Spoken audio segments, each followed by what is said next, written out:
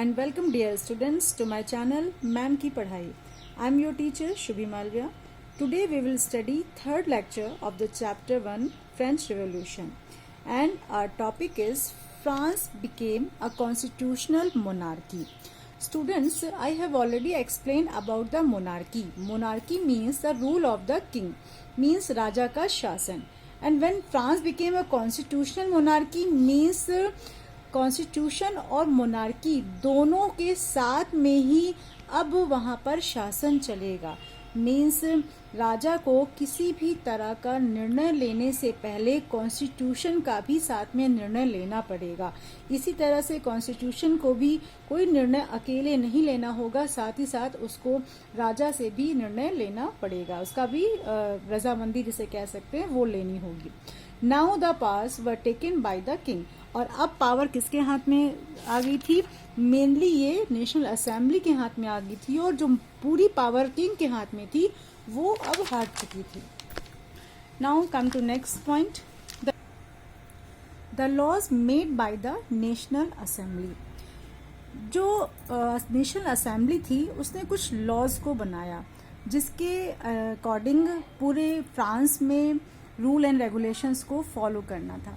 A main objective of National Assembly was limit the powers of the monarch. उनका main जो objective था national assembly का वो था मोनार्क की पावर्स को लिमिट करना.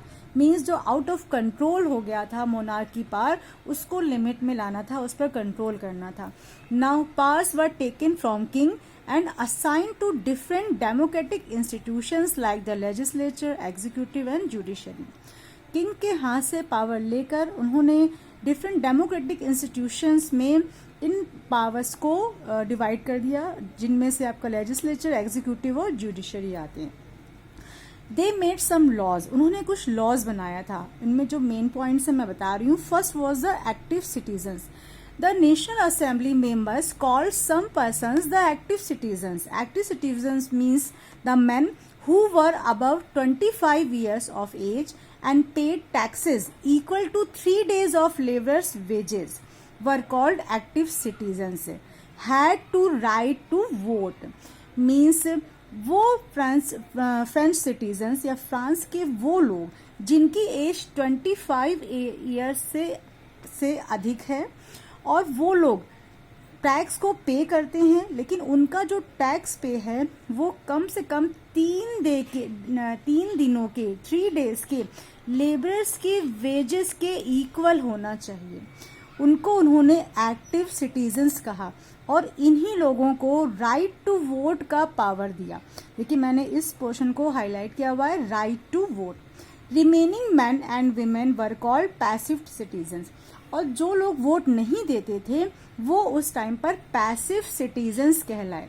तो आपसे ये क्वेश्चन पूछा जा सकता है कि what do you know about the active citizens और who were called the active citizens. तो आपको यही बताना रहेगा the man who were above 25 years of age and paid taxes equal to 3 days of laborers wages were called active citizens. एक बात आपको और ध्यान रखनी है, एक्टिव सिटीजन्स में ओनली मैन वर इंक्लूडेड. जो विमेन्स थी दे वर द एक्सक्लूडेड, उनको नहीं शामिल किया गया था. इसीलिए जो लोग टैक्स नहीं देते थे वो लोग और साथ में जितनी भी विमेन्स थी वो सभी पैसिव सिटीजन्स कहलाते थे. इसका मतलब है जो वोट नहीं देते थे, जिनको वोट देने का राइट नहीं था. Next law, member of assembly, men who paid maximum और हाईएस्ट टैक्सेस. अब जब नेशनल असेंबली बनी है तो ये क्वाइट ऑब्वियस है कि नेशनल असेंबली में कुछ मेंबर्स भी कभी बढ़ेंगे कभी घटेंगे. तो कौन से ऐसे लोग होंगे जिन्हें कि मेंबर ऑफ असेंबली बनाया जा सकता है? तो उसके लिए भी उन्होंने एक लॉ बनाया कि वो ऐसे मैन हु पेड मैक्सिमम और हाईएस्ट टैक्सेस, जो लोग सबसे ज़्यादा और बहुत ही अधिक मात्रा में टैक्स को पे करेंगे, they were able to have the member of assembly, to be a member of assembly. वे लोग असेंबली के मेंबर बनने की योग्यता रखते हैं. अच्छा, अब ये आप समझ सकते हैं, if the national Assembly started to work, जब नेशनल असेंबली ने वर्क करना स्टार्ट कर दिया तो what would be the condition of the Louis 16? Louis 16 की कंडीशन क्या हो सकती है? उसने साइन तो ज़रूर किया था नेशनल असेंबली के प्रपोजल पर, लेकिन अभी भी वो बिल्कुल भी हैप्पी नहीं था. He was unhappy with the National Assembly. Why? Because he wanted his own rule only. वो केवल अपना ही राज फिर से वापस पाना चाहता था. This is why he started conspiracy. तो हमारा जो नेक्स्ट टॉपिक है that is conspiracy started by Louis 16. King started secret meeting with king of Prussia. उसका एक पड़ोसी देश था प्रशिया. तो लुईस 16 ने क्या किया? सीक्रेट मीटिंग स्टार्ट कर दिया प्रशिया के राजा के साथ. So he was ready to send his troops in France to destroy the rule of the national assembly, जिससे कि वो राजा, प्रशिया का राजा, फ्रांस में अपने ट्रूप्स मीन्स अपने सैनिकों को, अपनी आर्मी को भेजे और जो नेशनल असेंबली है उसको वो डिस्ट्रॉय कर सके.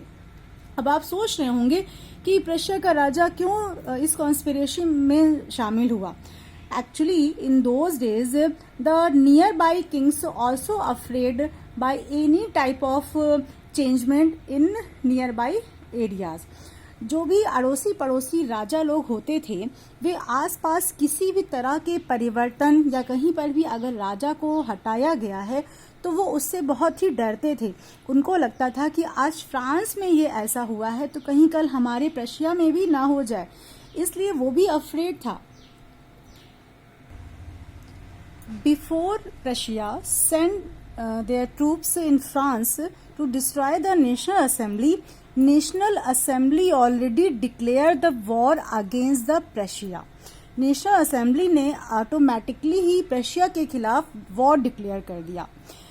But in favour of National Assembly many volunteers came out. तो इस बात को सुनकर कई सारे वॉलेंटियर्स मीन्स जो लोग अपने आप से अपने नेशन की हेल्प करने के लिए आगे आते हैं अपनी इच्छा से, तो वो वॉलेंटियर कहलाते हैं.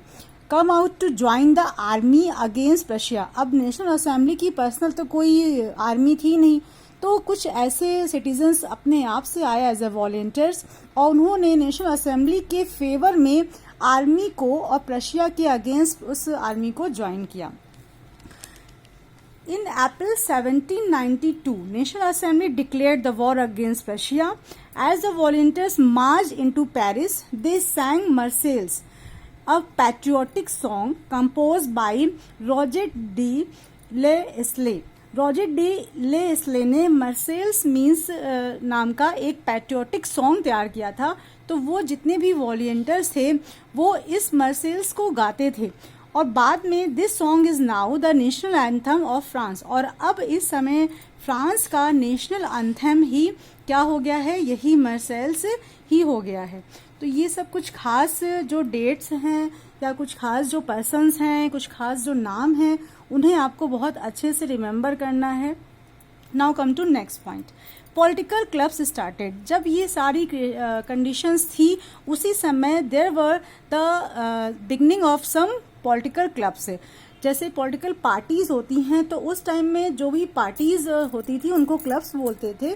तो इसी तरह से at the same time many clubs started for discussion of government policies. Government की पॉलिसीज को डिस्कस करने के लिए बहुत से क्लब्स जो थे वो स्टार्ट हो गए. Most popular club was Jacobins club. ये बहुत इंपॉर्टेंट क्लब है, इसका नाम आपको हमेशा रिमेम्बर रखना होगा. Women also started their clubs to achieve right to vote and equality.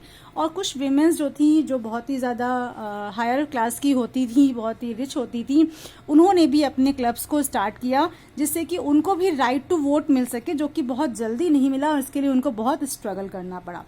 Now come to Jacobin club, जो कि मैंने ऑलरेडी बताया कि this is very important club. Its leader was the Maximilien Robespierre. इसका जो लीडर था वो मैक्समिलियन रॉबर्सपियर था और इसके जो मेंबर्स थे वो कॉमन पीपल बनाए गए थे. Common people specially lower class के, such as cooks, printers, shopkeepers, shoe makers, daily wage earners. Means जितने भी लो वेज वाले जो लोग थे उन लोगों को इसका मेंबर बनाया गया था. इसी टाइम पर जो फ्रांस की कंडीशन थी, what was that? Due to war women had to do all work. अब most of the man engage in war, जो कि वॉर स्टार्ट हो चुका था ऑलरेडी, मैंने बताया प्रशिया के साथ, जिसे नेशनल असेंबली ने डिक्लेयर किया था। तो अब जब मैक्सिमम मैन चले गए हैं, वॉर में एंगेज हो गए हैं, तो the women had to do all work. अब विमेन के ऊपर जो रिस्पॉन्सिबिलिटीज हैं वो ज्यादा बढ़ गई हैं। इस वजह से उनको घर के साथ साथ बाहर का भी काम करना पड़ रहा था। France economy fell down badly, France की जो इकोनॉमी थी बुरी तरह से गिर गई।